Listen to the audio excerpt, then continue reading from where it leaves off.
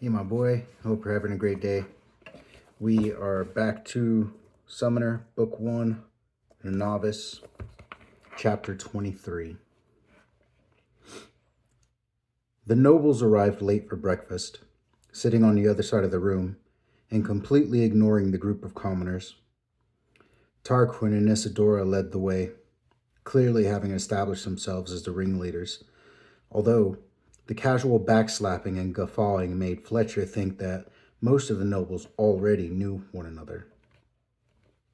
"Why are they ignoring us?" Atlas asked, looking over his shoulder as the nobles began to make loud comments about the poor quality of the food.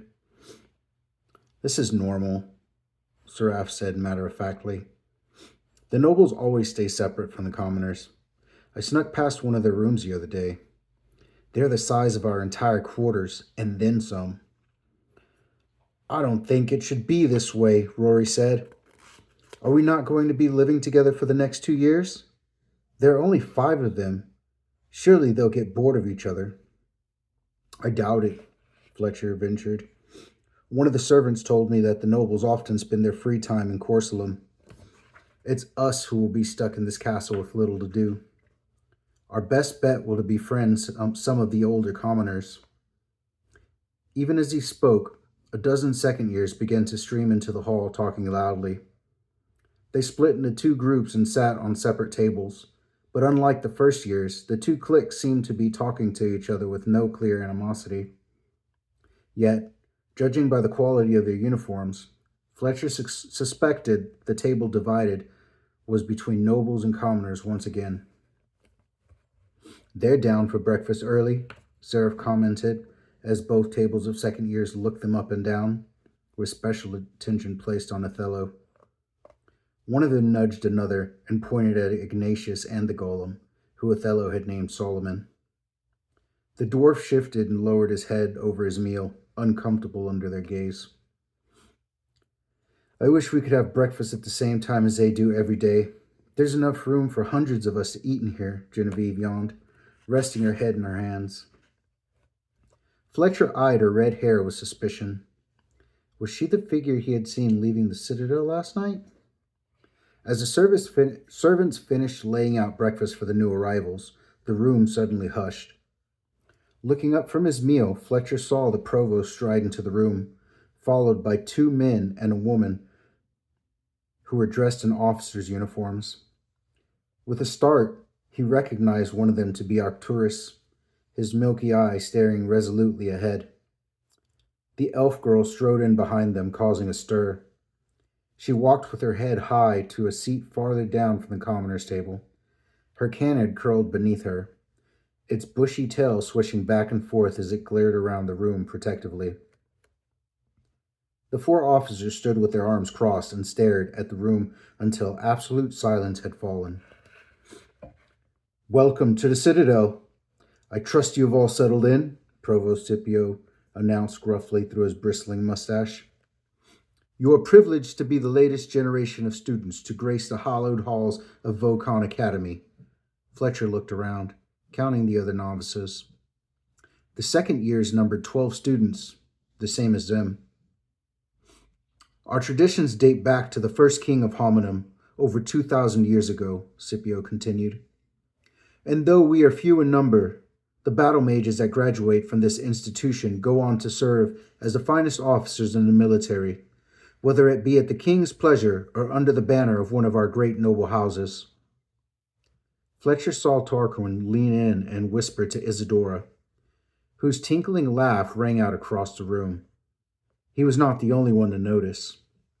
Scipio's face reddened with anger, and he pointed at the young noble. "You, stand up! I will not abide rudeness, not from anyone, noble or otherwise.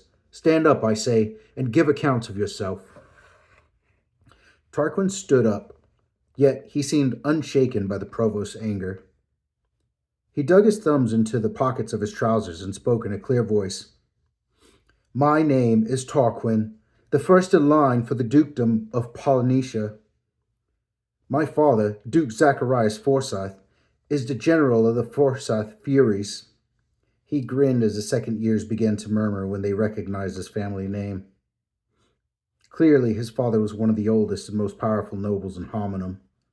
Fletcher recognized the name Polincia. Uh, Polincia, a large, fertile tract of land that ran from the Vicanian Sea to the center of Hominum. Scipio remained silent, looking at Tarquin expectantly under two bushy right eyebrows. Tarquin waited for a few moments until the silence weighed heavily on the room. Finally, he spoke. I apologize for my rudeness. I was only saying to my sister that I am proud to be a part of this finest institution. It is only out of respect for your father that I don't send you up to your room like a child, Scipio harumphed. Sit back down and keep your mouth shut until I have finished speaking. Tarquin inclined his head with a smile and sat down, unfazed by the exchange. Fletcher was not sure whether it was confidence or arrogance that gave the boy his dauntless attitude, but he suspected the latter. Scipio stared at Tarquin for a while longer, then turned to the three officers behind him. These are your three teachers, Major Goodwin and Captains Arcturus and Lovett. You will treat them with the respect they deserve, and remember that whilst they are here educating you, good soldiers on the front lines suffer without their leadership and protection. Fletcher examined the two teachers he did not recognize.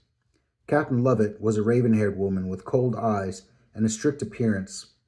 Yet when she smiled at the novitiates as her name was announced, her face lost all of its harshness. Major Goodwin looked almost as old as Scipio, with a large portly figure and a thick white goatee. He sported a pair of gold-rimmed spectacles that rested on a red nose, which hinted at a penchant for hard liquor. Now, you second years must be wondering why you have been called down early, Scipio announced, causing the bored-looking second years to sit up in their seats.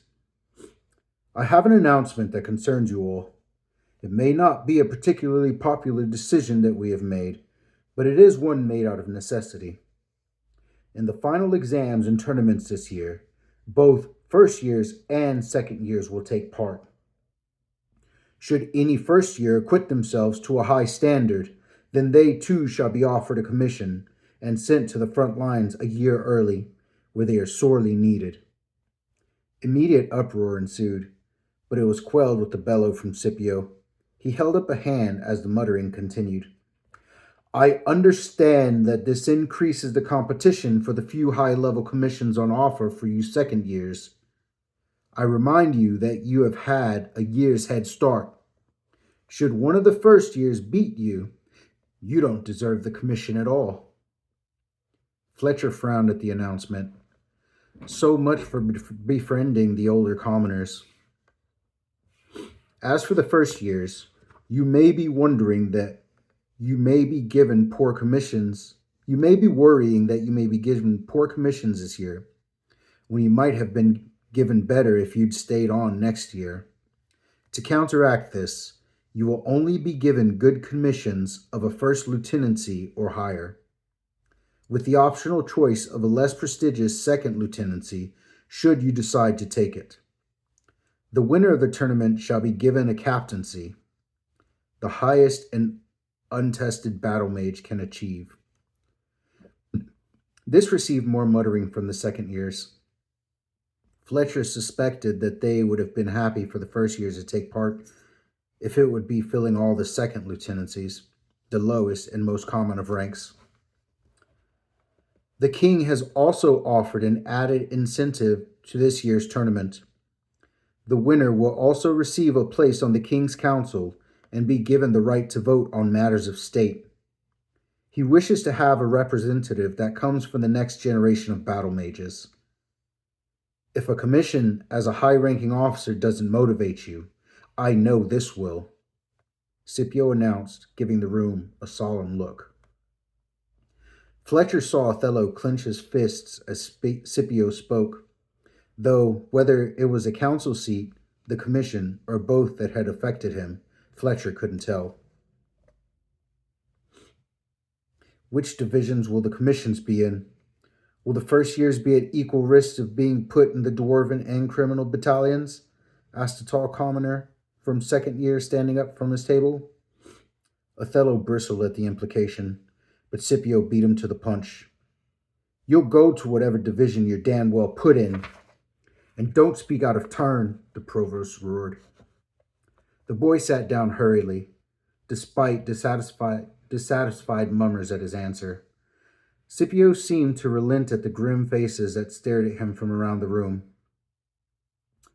They'll have just as much chance as you do. That's all I will say on the matter, he said. A dainty hand was thrust into the air, and the fingers fluttered for attention. Scipio rolled his eyes and gave an irritated nod. Isadora stood and curtsied prettily. Excuse me for interrupting, Provost Scipio, sir, but what is she doing here? She said, pointing an accusatory finger at the elf. That was the next announcement I was going to make, Scipio said, walking over to the silver-haired girl. The peace talks between Hominum's envoys and the elves' various clan chieftains have been a long struggle. But recently we have had a breakthrough. Instead of paying the tax, the elves plan to join the fight themselves, sending their own warriors to be trained as soldiers, just as the dwarves have done. As he mentioned the dwarves, Scipio gave a respectful nod to Othello, who gave him a level nod back. But there is still a lot of distrust, as is to be expected, Scipio continued, walking back to the entrance to stand by the other teachers. So, in an act of good faith, a chieftain's daughter has been sent to train as a battle mage, the first of many elves that we hope will be incorporated into our military over the next few years. He gave the elf a forced smile.